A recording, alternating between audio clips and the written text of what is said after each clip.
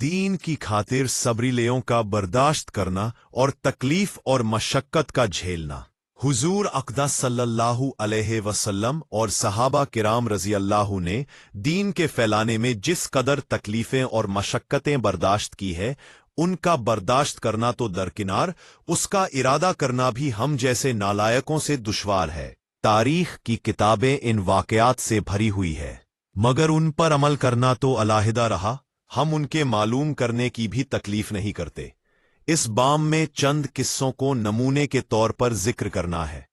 इनमें सबसे पहले खुद हुजूर अकरम सल्लल्लाहु अलैहि वसल्लम के एक किस्से से इब्तिदा करता हूं कि हुजूर अकरम सल्लल्लाहु अलैहि वसल्लम का जिक्र बरकत का जरिया है।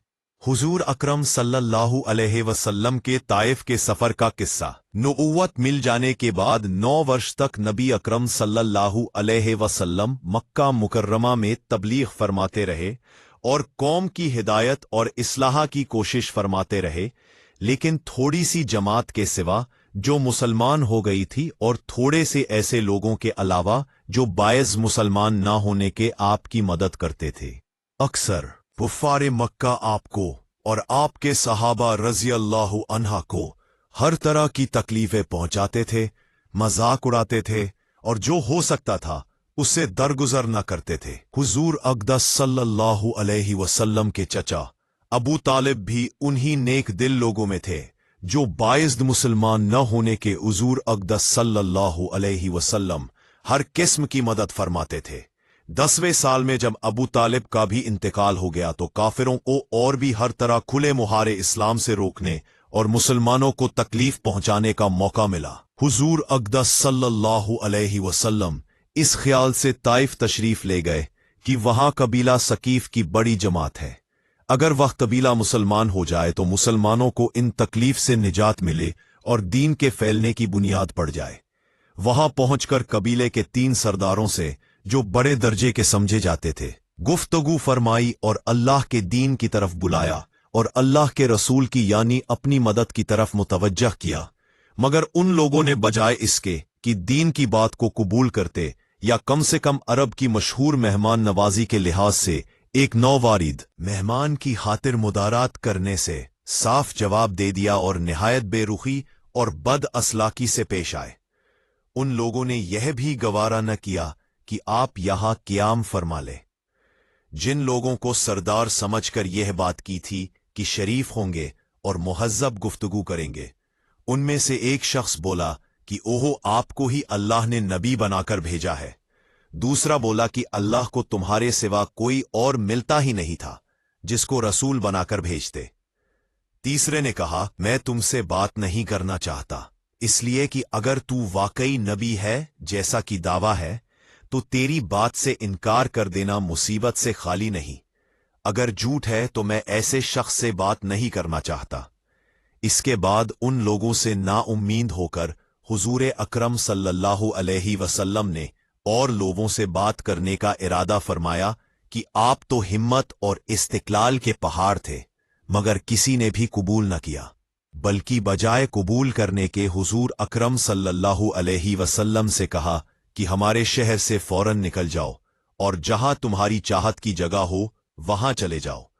हुजूर अकरम सल्लल्लाहु अलैहि वसल्लम जब उनसे बिल्कुल मायूस होकर वापस होने लगे तो उन लोगों ने शहर के लड़कों को पीछे लगा दिया कि आपका मजाक उड़ाए, तालियां पीटे, पत्थर मारे, हत्ता कि आपके दोनों जूते खून के जारी होने से रंगीन हो गए। हुजूर अक़दस सल्लल्लाहु अलैहि वसल्लम इसी हालत में वापस हुए। एक जगह इन शरीरों से इत्मीनान हुआ तो हुजूर अकरम सल्लल्लाहु अलैहि वसल्लम ने यह दुआ मांगी।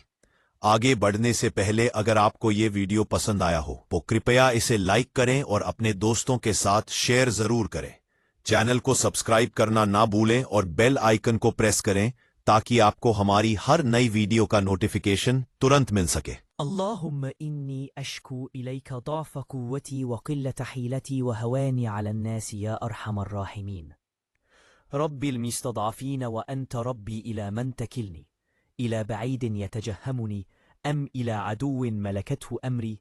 إن لم تكن بي غضبا ولكن عافيتك هي أوسع لي، أعوذ بنور وجهك الذي أشرقت له الظلمات وأصلح.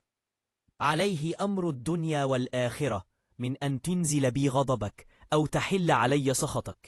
لك العتبى حتى ترضى ولا حول ولا قوة إلا بك. واختلفت الروايات في ألفاظ الدعاء كما في قرة العيون. اے اللہ، تجھی سے شکایت کرتا ہوں میں اپنی کمزوری اور بےکسی کی اور لوگوں میں ذلت و رسوائی کی۔ اے ارحم الراحمین، تو ہی جتسا کا رب ہے اور تو ہی میرا پروردگار ہے۔ تو مجھے کس کے حوالے کرتا ہے؟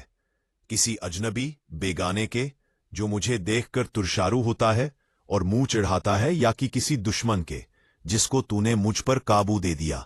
اے اللہ، اگر تو مجھ سے ناراض نہیں ہے تو مجھے کسی کی بھی پرواہ نہیں ہے۔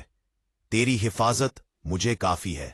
میں تیرے چہرے کے اس نور کے طفیل جس سے تمام اندھیریاں روشن ہو گئیں اور جس سے دنیا اور آخرت کے سارے کام درست ہو جاتے ہیں، اس بات سے پناہ مانگتا ہوں کہ مجھ پر غصہ ہو یا تو مجھ سے ناراض ہو۔ تیری ناراضگی کا اس وقت تک دور کرنا ضروری ہے جب تک تو راضی نہ ہو۔ نہ تیرے سوا کوئی طاقت ہے نہ قوت۔ مالک الملک کی شان قدرتی کو اس پر جوش آنا ہی تھا کہ حضرت جبریل علیہ السلام نے آ کر سلام کیا اور عرض کیا کہ اللہ تعالیٰ نے آپ کی قوم کی وہ گفتگو جو آپ سے ہوئی سنی اور ان کے جواب سنے، اور ایک فرشتے کو جس کے متعلق پہاڑوں کی حکمت ہے وہ آپ کے پاس بھیجا ہے کہ آپ جو چاہے اس کو حکم دیں۔ اس کے بعد اس فرشتے نے سلام کیا اور عرض کیا کہ جو ارشاد ہو میں اس کی تعمیل کروں۔ اگر ارشاد ہو تو دونوں جانب کے پہاڑوں کو ملا دوں جس سے یہ سب درمیان میں کچل جائیں، یا اور جو سزا تجویز فرمائیں۔ حضور اکرم صلی اللہ علیہ وسلم کی رحیم و کریم ذات نے جواب دیا کہ میں اللہ سے اس کی امید رکھتا ہوں کہ اگر یہ مسلمان نہیں ہوئے تو ان کی اولادوں میں سے ایسے لوگ پیدا ہوں جو اللہ کی پرستش کریں اور اس کی عبادت کریں۔ فضیلت یہ ہے اسلاک اس کریم ذات کے جس کے ہم لوگ نام لیوا ہے کہ ہم ذرا سی تکلیف سے کسی کو معمولی گالی دے دینے سے ایسے بھڑک جاتے ہیں کہ پھر اگر بھر اس کا بدلہ نہیں اترتا۔ ظلم پر ظلم کرتے رہتے ہیں اور دعویٰ کرتے ہیں اپنے محمدی ہونے کا، نبی کے پیرو بننے کا۔ نبی کریم صلی اللہ علیہ وسلم اتنی سخت تکلیف اور مشقت اٹھانے کے باوجود نہ بد دعا فرماتے ہیں نہ کوئی بدلائی ہے ہمارے نبی صلی اللہ علیہ وسلم کی سیرت۔ پتھروں کے جواب میں دعا، ظلم کے بدلے رحمت اور توہین کے سامنے صبر اور امید۔ طائف کی ان گلیوں میں خون بہا تھا مگر بد دعا نہیں نکلی، بلکہ انسانیت کے لیے دعا اٹھی۔ آج ہمیں سوچنا ہوگا، ہم جو اپنے آپ کو امتی کہتے ہیں، کیا ہم نے اس صبر کو اپنایا؟ کیا ہم نے اپنے غصے کو اپنے نبی صلی اللہ علیہ وسلم کے اخلاق کے حوالے کیا؟ اگر دین کے راستے میں تھوڑی سی بھی تکلیف آ جائے تو شکایت شروع ہو جاتی ہے، جبکہ ہمارے نبی صلی اللہ علیہ وسلم نے سب کچھ سہ کر بھی اللہ سے صرف رضا مانگی۔ آئیے آج یہ عہد کرے کہ ہم گالی کا جواب گالی سے نہیں، ظلم کا جواب ظلم سے نہیں، بلکہ صبر، دعا اور اچھے اخلاق سے دیں گے، کیونکہ یہی محمدی راستہ ہے اور یہی دین کی اصلی دعوت لیتے ہیں۔ بیل سی اور آگے آنے والی مکمل احادیث جاننے کے لیے ہمارے چینل کو ابھی سبسکرائب کیجیے۔